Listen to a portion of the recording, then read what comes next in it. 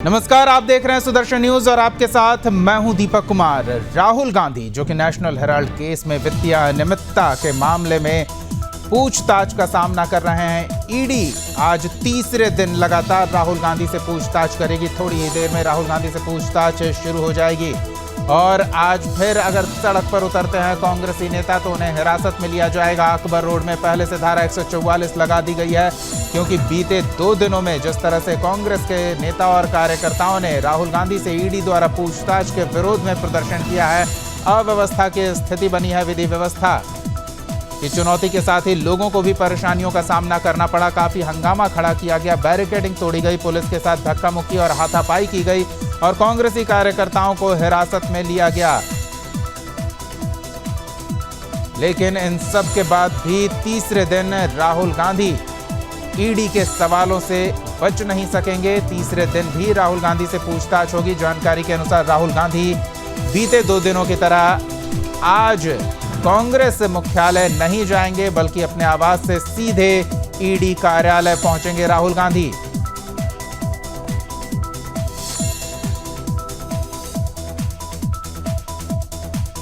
इस बीच धारा 144 और अनुमति न मिलने के बाद भी कांग्रेस कार्यकर्ताओं के सड़क पर उतरने पर उन्हें हिरासत में लिया जा रहा है।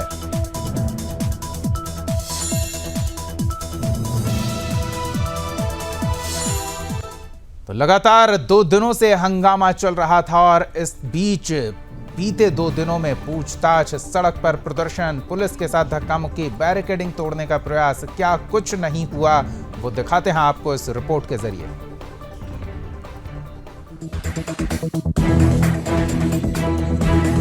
भारतवर्ष के इतिहास का ये पहला मामला होगा जिसमें भ्रष्टाचार के समर्थन में सत्याग्रह किया जा रहा है। ईडी के साथ ही देश भी जानना चाहता है कि आखिर वो कौन सा फॉर्मूला है जिसमें इधर से 50 लाख डालो और उधर से 2000 करोड़ की कंपनी हथिया लो। ईडी ने यही जानने के लिए राहुल गांधी को बुलाया तो कांग्रेस बौखला उठी और खुली चेतावनी दे डाली कि हम सत्याग्रह करेंगे। ये सुनकर तो सत्याग्रह भी शर्म से शर्मसार हो रहा होगा, सोच रहा होगा कि अपने राजकुमार को बचाने के चक्कर में ये कांग्रेसी मेरा अपमान क्यों कर रहे हैं। नेशनल हेराल्ड केस में ईडी ने राहुल को दूसरे दिन भी तलब किया। इधर कांग्रेस पार्टी में राहुल को बचाने की तलब दिख रही है। कांग्रेस के नेताओं और कार्यकर्ताओं के उपद्रव को देखकर प्रतीत होता है कि इनके अंदर आपस में ही विशेष परिवार और राजकुमार के प्रति अपनी वफादारी दिखाने की होड़ लगी हो। कांग्रेस एक एजेंडे के तहत इस पूछताछ के प्रकरण को पेशी उत्सव में तब्दील कर चुकी है। कांग्रेस के बड़े नेता गिरफ्तारी दे रहे हैं तो कई नेता ये जताने की कोशिश कर रहे हैं कि 50 साल के युवा राजकुमार से उन्हें कितनी मोहब्बत है। ऐसा लग रहा है कि कांग्रेस का बस चले तो राहुल को सड़क पर ही क्लीन चिट दे दे। शायद कांग्रेस भी जानती है और मानती है कि ईडी के शिकंजे से राहुल का बचना मुश्किल ही नहीं नामुमकिन है। इसलिए चोर मचाए शोर के तर्ज पर राहुल को बचाने के लिए सड़क पर हंगामा खड़ा किया जा रहा है। सवाल उठ रहा है कि अगर राहुल ने चोरी नहीं की तो डर कैसा? राहुल बेगुनाह है तो ये कदर कैसा? अब जब राजकुमार चोर है के आरोप लग रहे हैं तो कांग्रेस सड़क पर कोहराम क्यों मचा रही है? सवाल ये भी है कि कांग्रेस के लिए राजकुमार देश के संविधान से भी ऊपर है क्या?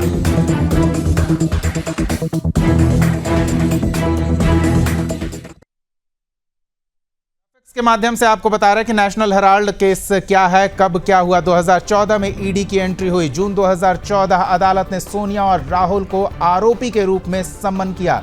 सितंबर 2015 ईडी ने इस केस की जांच शुरू की। दिसंबर 2015 सोनिया गांधी और राहुल गांधी इस मामले में पटियाला कोर्ट में पेश हुए और उन्हें जमानत मिली। अक्टूबर 2018 दिल्ली हाई कोर्ट ने एजेएल को बहादुर शाह जफर मार्ग पर स्थित हेराल्ड हाउस को खाली करने को कहा गया।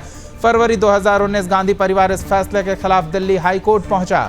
अप्रैल 2019 सुप्रीम कोर्ट ने दिल्ली हाई कोर्ट के इस आदेश पर रोक लगा दी। जून 2022 ईडी ने सोनिया और राहुल को हाजिर होने का नोटिस भेजा।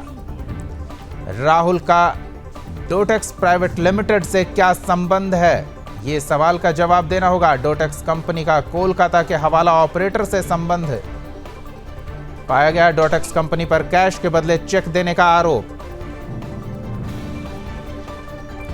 डोटेक्स पर फाइनेंशियल इंटेलिजेंस यूनिट का रेड। गांधी परिवार का डोटेक्स से क्या संबंध है?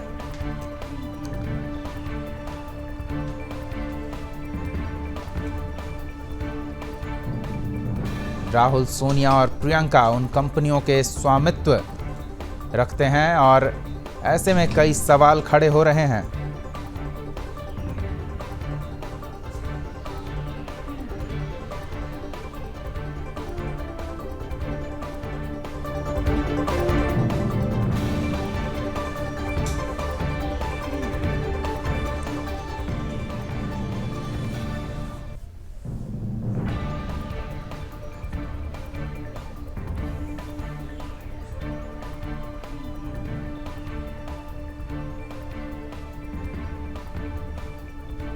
तो आपको बता दें कि तीसरे दिन भी राहुल गांधी से पूछताछ होगी।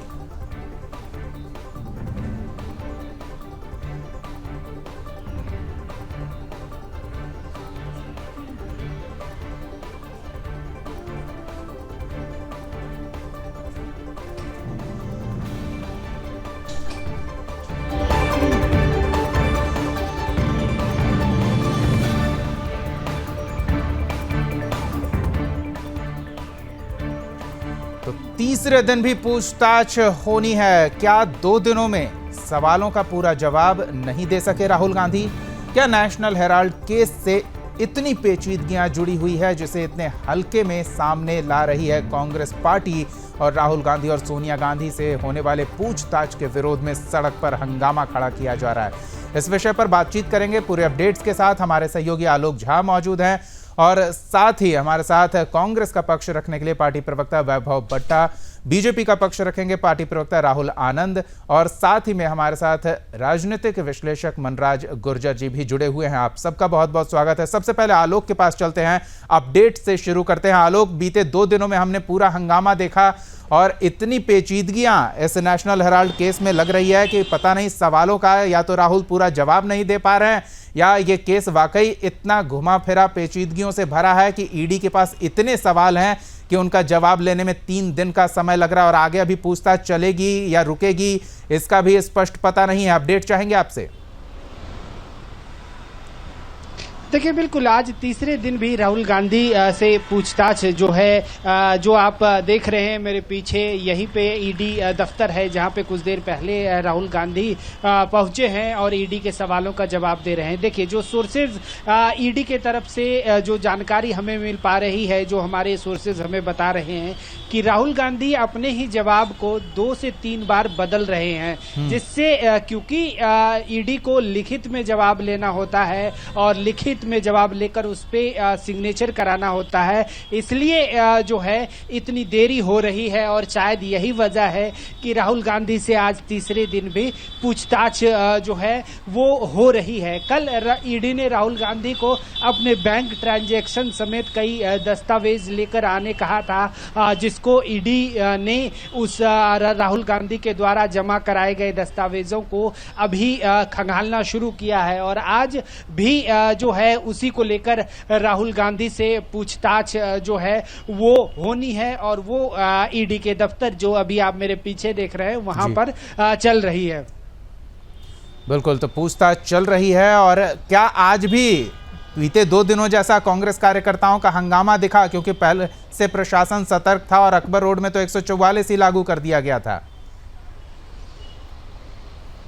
देखिए, आज भी अकबर रोड समेत जो है कई इलाकों में, यानी कि अकबर रोड और अगर आप बात करें मानसिंह रोड और मौलाना रोड, वहां पर जो है वो 144 धारा आज भी लगी हुई है। और आज जब सुबह छत्तीसगढ़ के मुख्यमंत्री भूपेश बघेल और राजस्थान के CM Ashok Gehlot press conference कर रहे थे, तो आज भूपेश बघेल ने एक बात कही कि आज इतनी सख्ती है कि हाँ, उनके बॉडीगार्ड्स को भी पार्टी मुख्यालय के अंदर आने नहीं दिया गया। यानी कि आज दिल्ली पुलिस की सख्ती जो है वो और बढ़ गई है। हालांकि कांग्रेस दफ्तर के बाहर जो है कांग्रेस के महिला वर्करों ने जो है वो राहुल गांधी के सपोर्ट में नारे लगाए हैं और कई नेताओं को, कांग्रेस के नेताओं को फिर से जो है दिल्ली पुलिस ने डिटेन भी किया है और ये सिलसिला ऐसा लगता है कि आज दिन भर कल की पुनरावृत्ति जो है वो होने की उम्मीद है। तो आलोक बने रहे हमारे साथ, थोड़ी बातचीत करेंगे। मेहमान भी हमारे साथ जुड़े हुए हैं, उनकी प्रतिक्रियाएं ले लेते हैं। पहले निष्पक्ष प्रतिक्रिया मनराज जी की लेते हैं, उसके बाद फिर राजनीतिक दलों के प्रवक्ता के पास चलेंगे और उनका पक्ष जानेंगे, पक्ष का पक्ष और विपक्ष का पक्ष भी जानेंगे हम। मनराज जी, 2 दिनों से पूछताछ चल रही है, तीसरे दिन भी पूछताछ के लिए बुलाया गया है। बीते 2 दिनों में अंदर एसी में भी राहुल गांधी के पसीने छूट रहे थे, ऐसी जानकारी सामने आई। तो बाहर कांग्रेसी कार्यकर्ता चिलचिलाती धूप में पसीने बहा रहे थे, पसीने दोनों तरफ बह रहे थे, परेशानी साफ दिख रही है। बिल्कुल दीपक जी, आजादी के बाद 70 सालों तक इस देश में राज करने के बाद कांग्रेस पार्टी के शहंजादों को पहली बार लग रहा है कि कोई एजेंसी संविधान के दायरे में आकर संवैधानिक तरीके से उनसे पूछताछ कर रही है। और पूछताछ इसलिए कर रही है कि उन्होंने जिस प्रकार के मकड़ जाल में पैसों का हेर फेर किया है, वह इस देश की जनता के इनके ऊपर दिखाए गए विश्वास का एक बड़ा ही घातक प्रहार इन लोगों ने किया है। दीपक जी देखिए, कानून के तहत ये लोग हमेशा मैं बात जी प्रक्रिया सर्वोच्च है, लेकिन क्या किसी भी पार्टी के या किसी पार्टी के मुखिया या किसी पार्टी के कार्यकर्ता से कोई ईडी अगर पूछताछ कर रही है जी, तो क्या बाहर प्रोटेस्ट करना, और वह भी संवैधानिक संस्था के खिलाफ प्रोटेस्ट करना, ये कितना उचित है? क्या ये संविधान को नहीं मानते हैं? जब इनके ऊपर कोई बात होती है तो ये बोलते हैं देश में संविधान का राज है, कानून का राज है, और इस कानून के राज के दायरे में जब इनके ऊपर कोई बात आ जाती है तो इससे दूर भाग जाते हैं। कहीं ना कहीं इनकी जो दोगली मानसिकता है संविधान को लेकर, इस देश में कानून के शासन की पृष्ठभूमि को लेकर जो दोगली मानसिकता है वो दिख रही है। और दीपक जी, पहली बार 2 राज्यों के मुख्यमंत्री धूप में खड़े हो रहे हैं अपने क्या संवैधानिक पद है राहुल गांधी जी के पास? कौन सा पद है? और इस कारण से पूरी राज्यों की सरकारों को आपने दिल्ली में लगा दिया।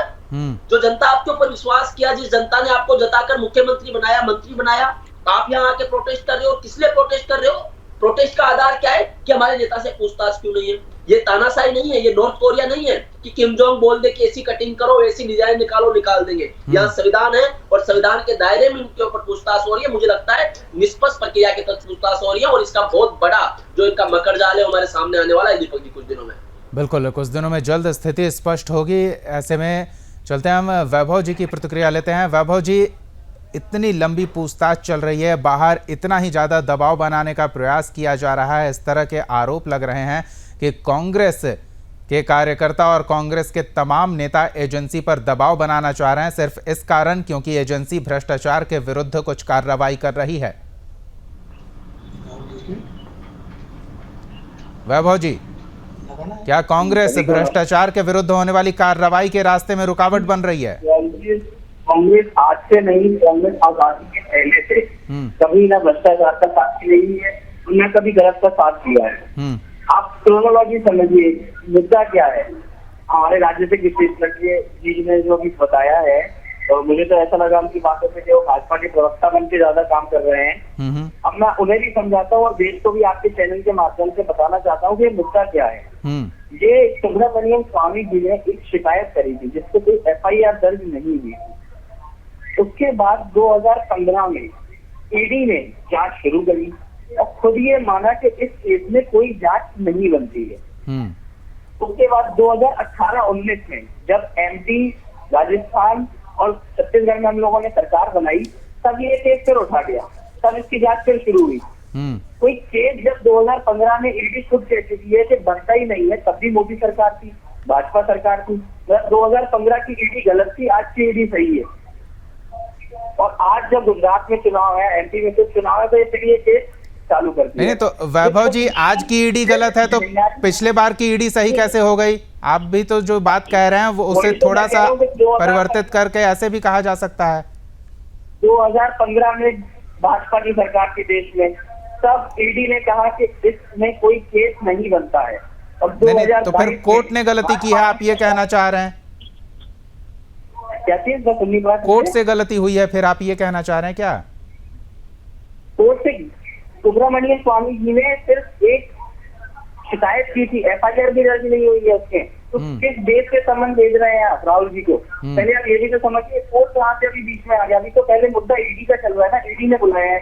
ईडी ने 2015 में ये कह दिया था कि इस मैटर में कोई केस नहीं बनता है, और आज वही ईडी कह रही है कि आप जांच के लिए आइए। और सवाल क्या पूछ रहे हैं, आपकी संपत्ति कितनी है?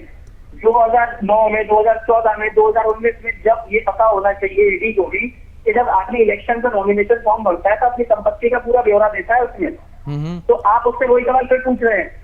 वो जवाब तो पहले ही दे चुके हैं। नहीं तो नहीं, इस तरह की बातें तो लगातार उठती रहती है ना कि जो इलेक्शन कमीशन के सामने संपत्ति का ब्यौरा दिया जाता है, अपनी पूरी डिटेल दी जाती है, कई बार उसमें भी कुछ चीजें छोड़ दी जाती है। राहुल जी क्या कहेंगे आप? वैभव जी कह रहे हैं कि ईडी राजनीतिक भावना से प्रेरित होकर ही इस तरह की कार्रवाई कर रही है।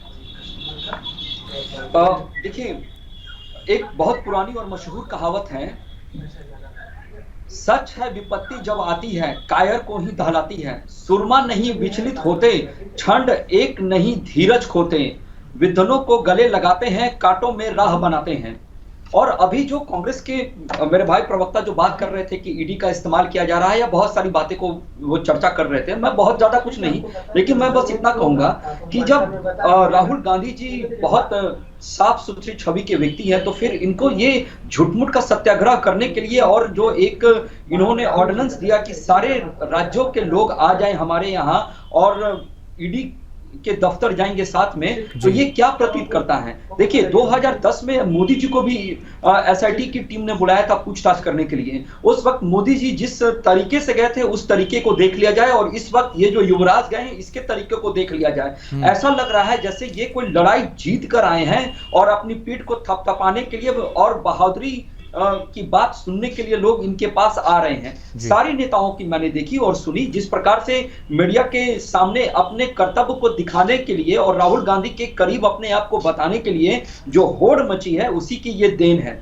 मैं एक बात और बताना चाहूंगा, 2010 में कंपनी गठित होती है, उसके बाद जब ये कंपनी अपनी फाइल करती है 2012 में अपना अकाउंट फाइल करती है, और इसके पास जो चेक आता है 1 करोड़ का, वो अकाउंट खोलने के पहले आता है। और इनसे यही प्रश्न किया जाता है कि आप आकर अपनी बातों को रखिए। इनके लिए जो संविधान की बात करते हैं, मैं उनके लिए बोल रहा हूं, इनके लिए ना सिविल कोर्ट है, ना हाई कोर्ट है, ना सुप्रीम कोर्ट है। सबने कहा कि ये प्रथम दृष्टया से 420 का मामला लगता है, आप जाइए, जाकर अपने बातों को रखिए। उसके बाद से ये लगातार बीमार चल रहे हैं और अपनी बातों को बार बार बदल रहे हैं, तो इससे ये जरूर प्रतीत होता है कि राहुल जी घबराए हुए हैं और इनको इस बात की डर है कि कहीं ना कहीं मुझसे जो लूप होल मैंने पास्ट में खोल रखा था वो अब पकड़ी जा रही है। एक बात और माना जाए, अभी मेरे कांग्रेस के भाई एक बात कह रहे थे कि जब सुब्रमण्यम स्वामी पे बात कर रहे थे, तो मैं आपको एक चीज बता दूं, फ्री का मशवरा, जब ईडी और सीबीआई की जब बात आती है ना, तो प्रीलिमिनरी इंक्वायरी शुरू होती है। उस इंक्वायरी के तहत राहुल गांधी जी को ईडी के ऑफिस में बुलाया गया है और वहां उनसे पूछताछ की जा रही है। उनको अपनी सारी बातों को बताना होगा, जैसे कि मीडिया के मित्रों के माध्यम से भी ये खबर प्रकाशित की जा रही है कि वो घबराए हुए हैं और वो अपनी बातों को बार बार बदल रहे हैं। तो इसका मतलब साफ है कि राहुल गांधी की जो हौसला अफजाई करने के लिए जो नेतागण वहां पे उपस्थित हुए हैं, वो सिर्फ और सिर्फ इस भ्रम को बनाने पे तुले हुए हैं कि कोई भी गांधी परिवार से कैसे सवाल जवाब कर सकता है। देखिए, जब इंदिरा गांधी जी की जब हत्या हुई थी, तो उस समय सोनिया गांधी जी भी वहीं पे उपस्थित थी, दूसरे कमरे में उपस्थित थी। जब पूर्व प्रधानमंत्री की हत्या पे उनसे कोई चर्चा नहीं हुई, उनसे कोई सवाल जवाब नहीं हुआ, तो एक विडंबना बन गया इनको लेकर कि मुझसे कोई पूछताछ नहीं करेगा, और इनकी जो छवि को जो धक्का लगा है पूछताछ से, का नतीजा है कि सब लोग आकर झूठमूठ का जो सत्याग्रह। चलिए वैभव जी की प्रतिक्रिया ले लेते हैं। वैभव जी, राहुल जी कह रहे हैं कि कोई गांधी परिवार के किसी सदस्य से पूछताछ एजेंसी कैसे कर सकती है, ये संभव नहीं है, और इसी कारण ये आक्रोश सड़कों पर देखने को मिल रहा है कांग्रेस नेताओं और कार्यकर्ताओं का। देखिए, सड़कों पर आक्रोश नहीं है। आपको मैं भाजपा प्रवक्ता भाई अपने राहुल जी से पूछता हूँ, आज पुलिस बेफालतू में आपके घर पे आके आपको बुलाए कि आप थाने आ जाइए या पुलिस स्टेशन आ जाइए, तो आपके परिवार के सदस्य भी आपके संग जाना चाहेंगे कि क्या बात है, बेफालतू में आपको क्यों बुलाया जा रहा है? तो यही हमारा कांग्रेस परिवार है, तो हम परिवार के सदस्य अपने नेता के साथ जा रहे हैं, कोई प्रोटेस्ट नहीं है।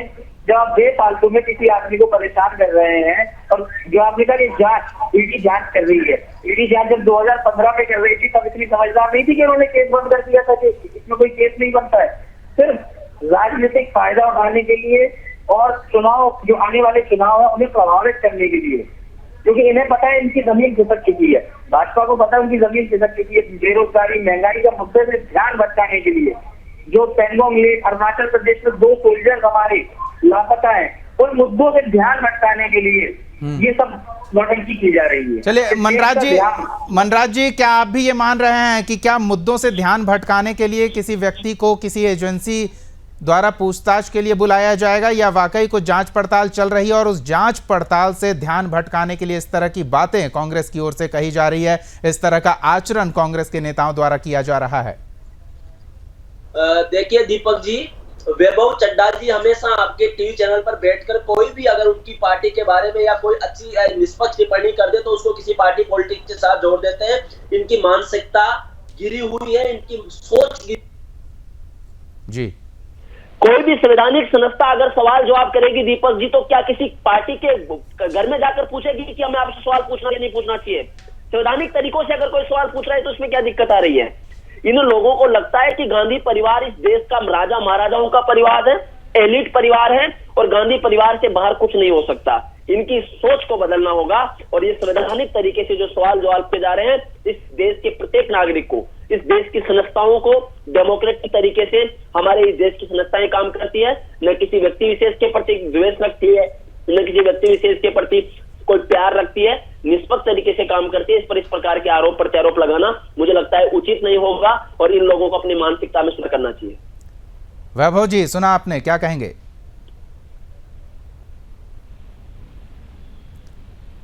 वैभव जी,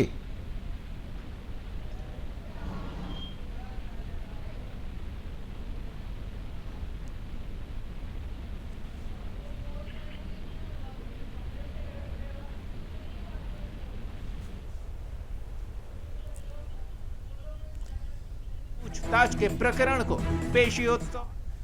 वैभव जी, आपकी आवाज नहीं आ पा रही है, कहीं म्यूट तो नहीं हो गए आप अपनी ओर से देखिए जरा। जी वैभव जी, चलिए आप अपनी ओर से जरा देखिए कहीं म्यूट तो नहीं हो गए हैं, एक बार जांच कीजिए।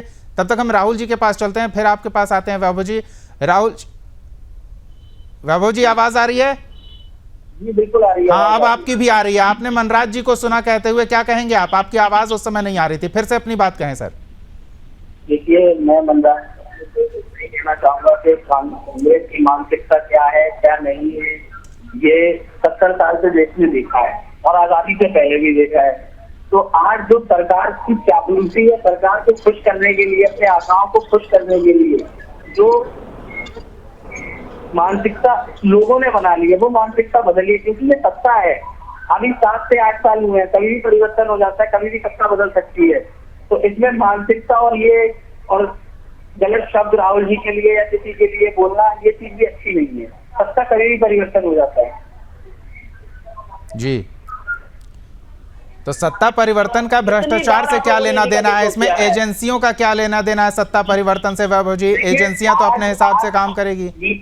एजेंसी अपने हिसाब से देश में कौन सी एजेंसी अपने हिसाब से काम कर रही है? एक जुडिशरी थी हमारी, जो कि हम मानते थे कि जब इंसान आपकी जाता है तो वो छूट जाता है। वैभव जी, जुडिशरी आपकी और हमारी नहीं है, हर देश के नागरिक के लिए है। हमारी अपनी बोलेंगे तो हम भी तो नागरिक ही है ना, इससे तो हम अपनी ही बोलेंगे उसे। ये जुडिशरी जो हमारे देश की थी, वो एक स्वतंत्र थी। आज वहाँ से भी आप सरकार की गुलामी करते हैं और आपको राज्यसभा की सीट दे दी जाती है। आपके खिलाफ वैभव चड्ढा जी, आपके खिलाफ सुप्रीम कोर्ट का कोर्ट आज आपकी पार्टी सरकार में नहीं है, तो आज सरकार की गुलामी हो गई है। जी दीपक जी, बोलिए। जुडिशियरी पर आरोप लगा रहे, कोर्ट ऑफ कंटेम्प्ट हो सकता है, उनको समझा दीजिए। नहीं, वो समझ रहे हैं कि उन्हें, जैसा मनराज जी आपने ही कहा ना कि ध्यान भटकाने के लिए, उन्होंने भी ये कहा ध्यान भटकाने के लिए, तो विषय वस्तु से ध्यान अलग करने के लिए इस तरह की बातें होंगी ही। बहरहाल राहुल जी भी कुछ कहना चाह रहे हैं। राहुल जी, देखिए, सबसे बड़ी बात यह है कि आज की जो एक विडंबना बैठ गई है हमारे देश के अंदर कि जी। जो लोकतंत्र को बार बार कटघरे में जो लोग खड़े करते हैं वही लोकतंत्र की हत्या बार बार करते हैं। जो सत्याग्रह आंदोलन गांधी जी ने शुरू किया था देश की आजादी के लिए, उस और जो आरोप लगे, जो घोटाला के आरोप लगे हैं, ये कौन सा सत्याग्रह आंदोलन है?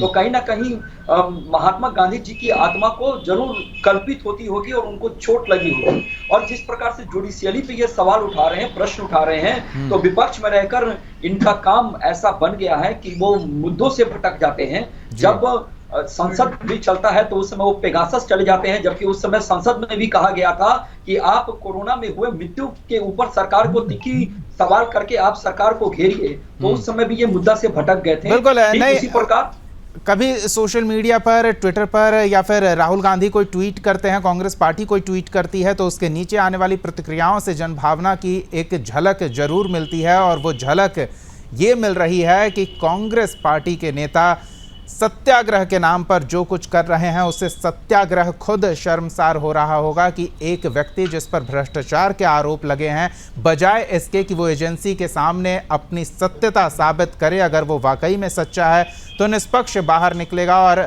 निर्दोष इस तरह के आरोपों से बाहर निकलेगा, लेकिन उसे बचाने के लिए सत्याग्रह का नाम शर्मसार किया जा रहा है। इस तरह की प्रतिक्रियाएं लगातार सोशल मीडिया पर लोग अपनी व्यक्त कर रहे हैं। बहरहाल वक्त का अभाव है। बहुत बहुत धन्यवाद आप तीनों मेहमानों का, वैभव जी, राहुल जी और मनराज जी, समय देने के लिए, इस विषय पर बातचीत करने के लिए। सुदर्शन न्यूज़ पर खबरों का सिलसिला जारी रहेगा। राहुल गांधी पूछताछ के लिए ईडी कार्यालय पहुंचे हैं। इससे जुड़ी हर अपडेट आपको लगातार देते रहेंगे। अंदर खाने क्या चल रहा है, सूत्रों से क्या जानकारी बाहर आ रही है, ये भी बताते रहेंगे।